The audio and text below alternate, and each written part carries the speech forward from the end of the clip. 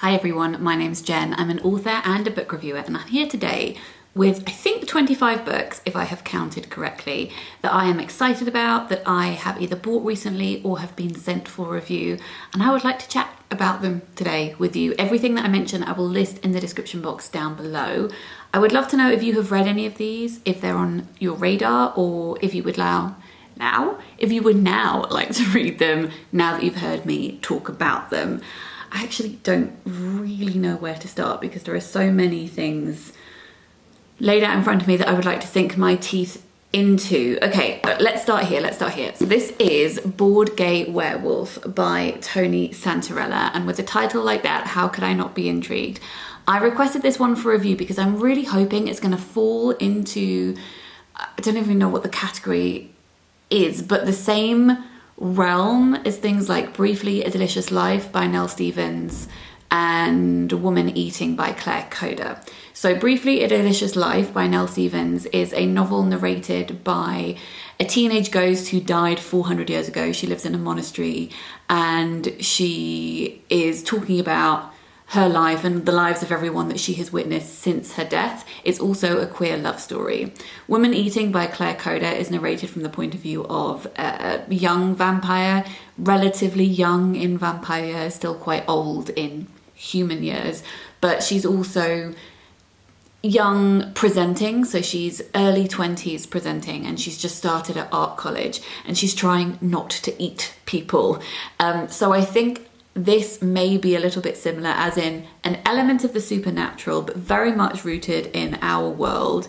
A queer text too, maybe a little bit tongue-in-cheek, perhaps a little bit funny, but also touching on serious topics too. So in Bored Gay Werewolf, we are following Brian, and it says that he is finding the transition into his 20s almost as difficult as his monthly transitions into werewolf hood, and that just sounds like such a funny premise. I don't know if you watch What We Do in the Shadows, I'm sure that many of you do, but that's a mockumentary about vampires. There is also a group of werewolves in that show too, and we had been promised a spin-off focusing on the werewolves for ages with Rhys Darby, but we haven't got it yet. So this maybe can fill that void. So Brian is a waiter. He's finding it really difficult not to kill people. He also wants to become part of a werewolf gang, I think. So he's trying to do that. Anyway, I just think this sounds like a lot of fun. So that one is currently very near the top of my TBR. Another one that is high up on my TBR, or at least was, and now I feel a little bit uncertain of, so I would love to know your thoughts on it if you have read it already. This is Real World by Natsuo Kirino. This is translated from the Japanese by Philip Gabriel, who translates a lot of Murakami's books. I bought this one because I recently read Out by the same author, which is a much bigger book, and I've spoken about it, but if you missed that video, it's a very long novel about 4 women who work in a factory, and one of those women murders her abusive husband and asks her fellow co-workers to help her hide the crime, and then they get just deeper and deeper into crime and murdering people. And I absolutely loved it up until the last 100 pages when the tone completely changed and there was loads of sexual violence and it just became very male gaze heavy, and it ruined the book for me, and I was so sad about it. So I decided I wanted to give her another go. I would love to know if this is any different. I mean, I've taken the plunge now, but this one has a similar premise, except it's 4 teenage girls, and I believe that their neighbour is murdered.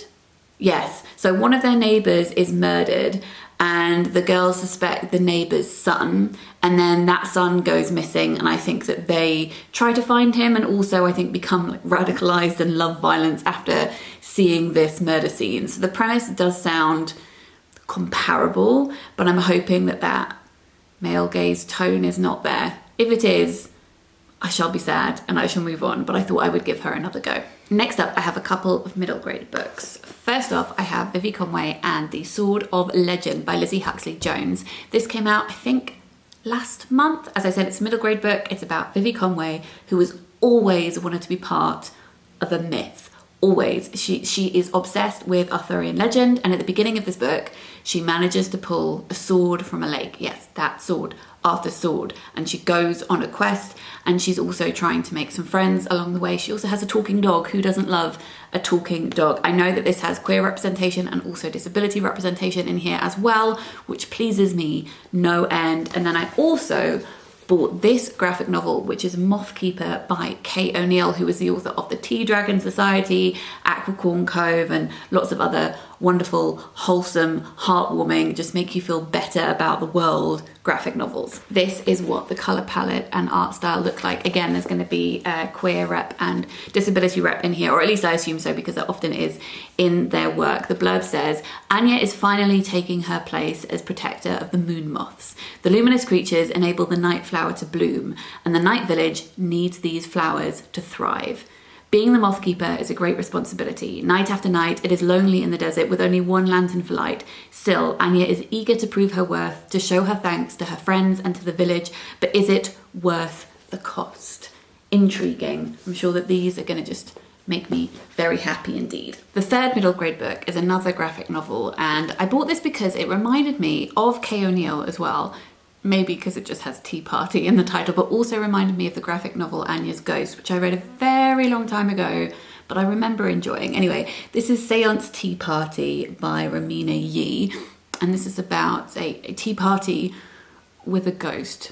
Who doesn't want to read that? This is what the colour palette and drawing style looks like. This is about a girl called Laura, who doesn't have many friends at the moment, so she decides to try and make friends with the ghost who haunts her house, who's called Alexa. And I've just noticed on the back that Kay O'Neill has actually blurbed this too. So this looks super cute, and hopefully, to be honest, it looks like quite an autumnal book. So maybe I will keep it until the autumn time, which is only in a couple of months, isn't it? Which is very exciting. Not that I'm wishing time away, but you know, I am a cliche and I love my autumn. Pushkin Press have previously published a series of Japanese novellas, which I've spoken about on this channel before because I have read most of them, and they're publishing another series in this series this year, which I'm so happy about. They're publishing half in the summer and half in the autumn.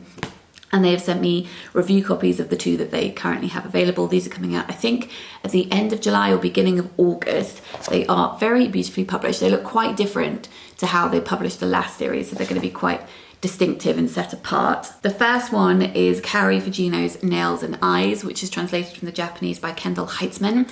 This is about a young girl whose mother dies, and then her dad pretty much immediately, I think, invites his new lover to move into their house. And it's about how this new woman is very indifferent to the girl and how the girl is obsessively recording all of their daily activities. Sounds intriguing. Then we've got Nipponia Nippon by Kazushige Abe, and this is translated from the Japanese by Karim Yazar. This is about a 17-year-old called Haru who spends all his time at home and is really obsessed with a particular bird of prey. It says he descends into a fantasy world where he alone shares a bond with the last of these noble birds, which spend their lives caged in the National Conservation Centre. And then I think this may drive him to do something quite dramatic. Then this book arrived on my doormat yesterday, and it's a book that I had pre-ordered and had forgotten that I had pre-ordered it, because I pre-ordered it, how many times can I say pre-order? I want to say about 6 or 9 months ago, and it's not often that I pre-order something that far in advance, but it just sounded like it really would be my cup of tea. So this is The Forest Brims Over by Maru Ayase. So this is translated from the Japanese by Hayden Trowell. And let me just read you this blurb, because obviously it was the blurb that intrigued me enough to pre-order it so far in advance. It says, Nawatari Rue has long been the subject of her husband's novels, depicted as a pure woman who takes great pleasure in sex. With her privacy and identity continually stripped away, she has come to be seen by society first and foremost as the inspiration for her husband's art. When a decade's worth of frustrations reaches its boiling point, Ree consumes a bowl of seeds and buds and roots begin to sprout all over her body. Instead of taking her to a hospital, her husband keeps her in an aquaterrarium set to compose a new novel based on this unsettling experience. But Rue breaks away from her husband by growing into a forest, and in time she takes over the entire city. So this sounds like Mrs. March by Virginia Fito meets The Vegetarian by Han Kang, and I am just really hoping that the execution of this book is as good as this premise sounds. It is Women in Translation Month in August, so I think I might pick this one up then. Another book I might pick up for Women in Translation Month is this one here called The War by Marlen Haushofer, which is translated from the German by Sean Whiteside. This says it is about a woman who takes a holiday in the Austrian mountains, spending a few days with her cousin and his wife in their hunting lodge. When the couple fails to return from a walk, the woman sets off to look for them, but her journey reaches a sinister and inexplicable dead end. She discovers only a transparent wall behind which there seems to be no life. Trapped alone behind the mysterious wall, she begins the arduous work of survival. This is at once a simple account of potatoes and beans, of hoping for a calf, of counting matches, of forgetting the taste of sugar and the use of one's name, and simultaneously a disturbing dissection of the place of human beings in the natural world. I'm getting maybe Memory Police vibes from this, but also maybe Our Endless Numbered Days by Claire Fuller too.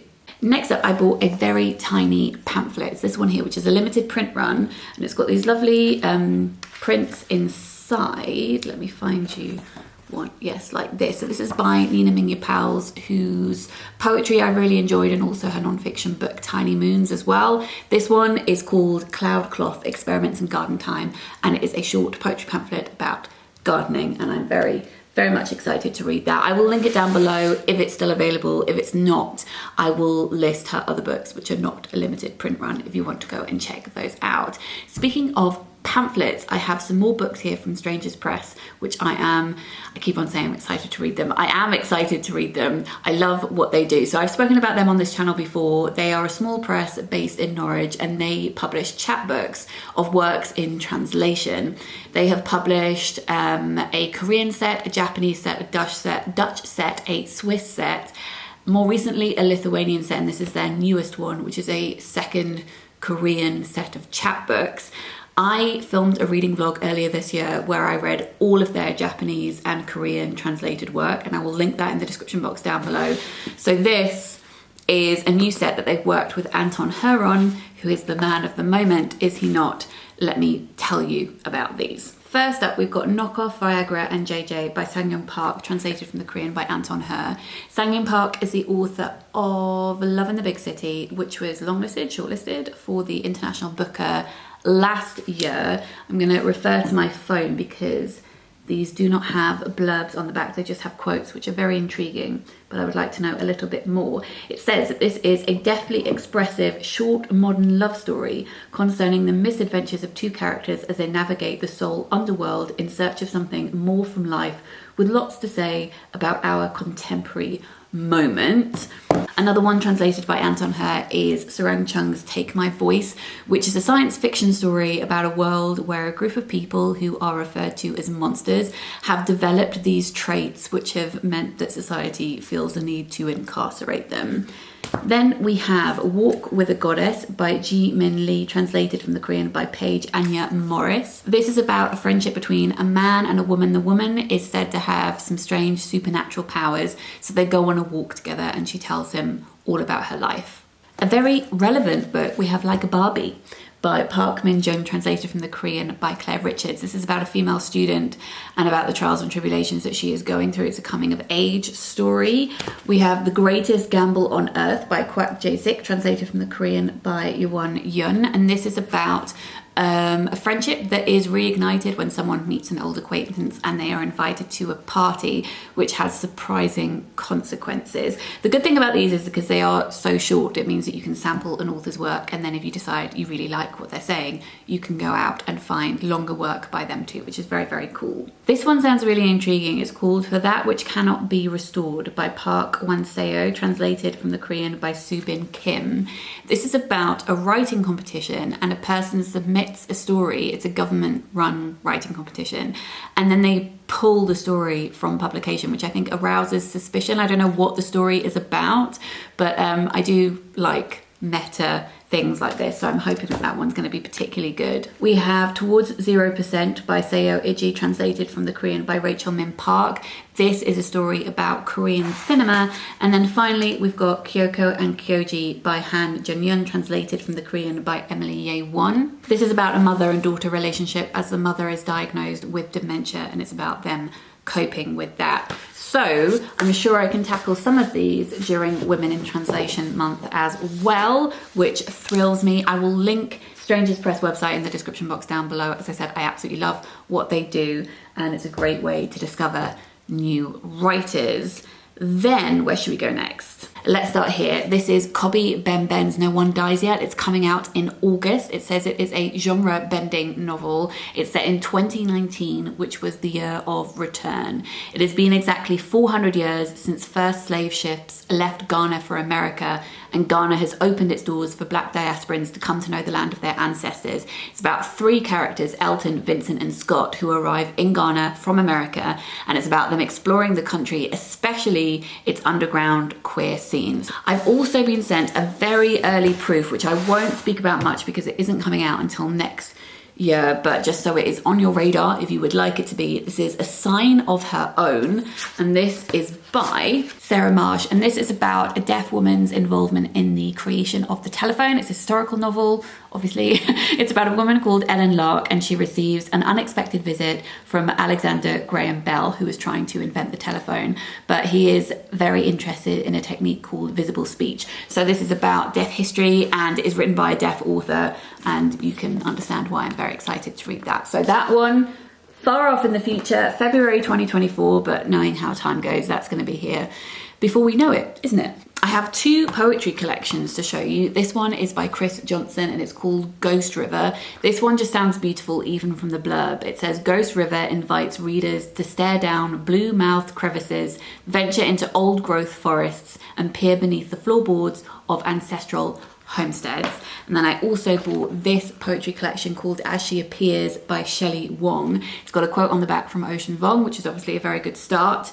It says, As She Appears is visionary in more than one sense. It's a riveting exploration of how one's sense of self, not just the perceived but also as perceiver, is affected by the way one is represented or not represented. I read some sample poems online and really loved what I saw. I have two review copies from Cypher Press. This is La Kiribotto by Ayodele Alo-Fintuade, and this is a novel about a young girl who is sent away from the family home after the death of her grandma. I think that her uncle blames her for some reason, so she's sent to work as a housekeeper in a house in Lagos, and she hates it. And then I believe that other members of the family are also sent away when bad things happen and they are blamed for them. It says, together with the help of her queer aunt, the four women must wrestle back control of their lives as the patriarchal traditions that govern the family push back against their freedoms. That just sounds really great. And then we have Truth and Dare by So Mayer. This is a collection of short stories, and I've read So's work in the past and loved it, but I don't think I've ever read any of their short stories. The first one in this collection is about Cornish mermaids who take to the football pitch to protest warming seas, which obviously sounds great. It says it is a queer quantum tour through what was, what is, what could have been, and what may yet still come to pass. And finally, I was sent a review copy of this beautiful book here, which is called Goddesses and Heroines Meet More Than 80 Legendary Women from Around the World. It's written by my pal, Jean Mingus. You know Jean, she's Jean's Bookish Thoughts on YouTube, and it's illustrated by Katie Ponder. Jean has been writing this series of books for DK. She's done an Egyptian myths one and also a Greek myths one. So this is general around the world women, goddesses and heroines who have done very cool things, and it is illustrated so beautifully. This is middle grade and up, and I'm sure, like the other books in the series, it's going to be wonderful. So that was quite a lot of books that I just talked to you about. If you're still here, thank you very much. I hope that you found something in this pile to pique your interest. Let me know in a comment down below, and also let me know if you have bought any books recently or taken any books out from the library that you're really excited about. If you enjoyed this video and you're new to my channel and you would like to subscribe, that would be lovely. And if you enjoy my content and you would like to consider supporting on Patreon and have the means to, that would also be very kind. Support over there allows me to keep creating free content for everybody. It costs $1, £1 a month. You can cancel at any time, and there's a bit of extra content over there too. It also funds my time making these videos accessible by creating captions and all of that good stuff. I'm sending lots of love to you all, and I will see you for another video next weekend. Bye.